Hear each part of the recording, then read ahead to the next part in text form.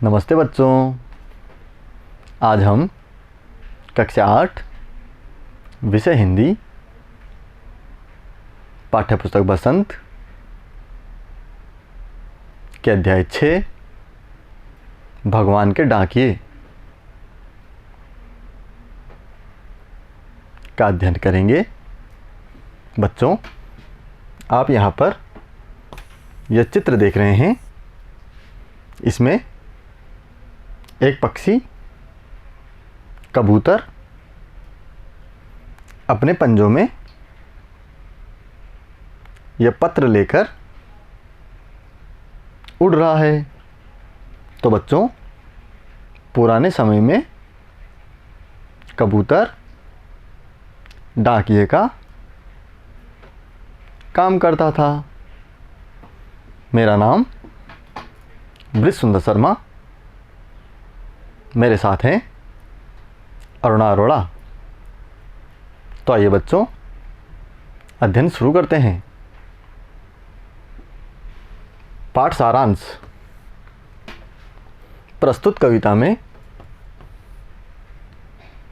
कवि रामधारी सिंह दिनकर ने पक्षी व बादल को भगवान के डाकिए बताया है, जो भगवान के प्रेम व सद्भाव के संदेश का अनुभव कराते हैं। हम तो यह जानते हैं कि एक देश दूसरे देश को सुगंध भेजता है, जो पक्षियों के पंखों पर तैरती है। आगे चलते हैं बच्चों। एक देश के प्रेम का पानी दूसरे देश में भाप बनकर गिरता है और वर्षा कराता है, अर्थात प्रकृति के द्वारा कोई अंतर नहीं किया जाता है, परंतु भगवान के इन डाकियों की लाई हुई चिट्ठियों को सिर्फ पेड़ पौधे, पानी, पहाड़ ही बाँच सकते हैं। तभी तो लेखक ने कहा है कि पक्षी अर्थात कबूतर, बाज, कौवा पुराने समय से हमारे सहायक व संदेशवाहक रहे हैं।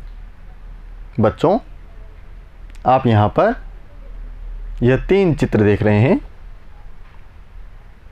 पहला चित्र है कबूतर का। इसमें कबूतर अपने पंजों में चिट्ठी लेकर जा रहा है। दूसरा चित्र है बाज का। यह भी पुराने समय में एक डाकिए का काम करता था। और तीसरा चित्र एक कौवा है। यह भी पुराने समय में हमारे संदेशों को एक स्थान से दूसरे स्थान पर ले जाने का काम करके हमारी सहायता करते थे। तो प्यारे बच्चों, आपने जाना कि पक्षी किस प्रकार से डाकिए का काम करके हमारी मदद करते हैं और बादल भगवान का प्रेम भरा संदेश हम तक वर्षा के रूप में पहुंचाते हैं। आगे बढ़ते हैं बच्चों। शब्दार्थ। अब हम पाठ से संबंधित शब्दों के अर्थ जानेंगे। शब्द है बाँचना, अर्थ होगा पढ़ना, सस्वर पढ़ना। मतलब होता है बच्चों तेज आवाज में बोलना। सद्भाव, अर्थ होगा अच्छे विचार। शब्द है सुगंध, अर्थ होगा सौरभ, सुवास। शब्द है पांख, अर्थ होगा पंख, पर। शब्द है भाप, अर्थ होगा वाष्प। शब्द है डाकिया, अर्थ होगा डाक लाने ले जाने वाला। बच्चों इस पाठ में पक्षी जैसे कबूतर, बाज, कौवा, इनको डाकिया कहा गया है। शब्द है आंकना, अर्थ होगा अनुमान करना। आगे बढ़ते हैं बच्चों। प्रश्न संख्या 1। पक्षी व बादल को भगवान का क्या बताया गया है? बच्चों सही उत्तर के लिए हमारे सामने यहाँ पर 4 विकल्प दिए गए हैं। पहला विकल्प माली, दूसरा विकल्प किसान, तीसरा विकल्प डाकिया और चौथा विकल्प धोबी। तो बच्चों सही उत्तर होगा विकल्प 3 डाकिया। आगे का प्रश्न देखते हैं। प्रश्न 2। एक देश की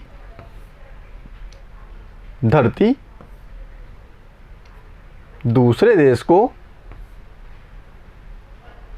क्या भेजती है? विकल्प संख्या 1 सुगंध, विकल्प 2 दुर्गंध, विकल्प 3 खत व विकल्प 4 पानी। तो सही उत्तर के लिए हमारा विकल्प होगा विकल्प 1 सुगंध।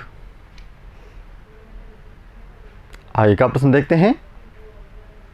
प्रश्न 3। कवि ने पक्षी और बादल को भगवान के डाकिए क्यों बताया है? स्पष्ट करो। उत्तर है पक्षी व बादल एक जगह से दूसरी जगह जाकर भगवान के प्रेम व सद्भाव का अनुभव कराते हैं, इसलिए उन्हें भगवान के डाकिए कहा जाता है। आगे का प्रश्न देखते हैं। प्रश्न 4। पक्षी व बादल द्वारा लाई चिट्ठियों को कौन कौन पढ़ पाते हैं? उत्तर है पक्षी व बादल द्वारा लाई चिट्ठियों को पेड़ पौधे, पानी व पहाड़ पढ़ अर्थात समझ पाते हैं। आगे का प्रश्न देखते हैं। प्रश्न 5। कौन कौन से पक्षी संदेशवाहक बनकर हमारी सहायता करते रहे हैं।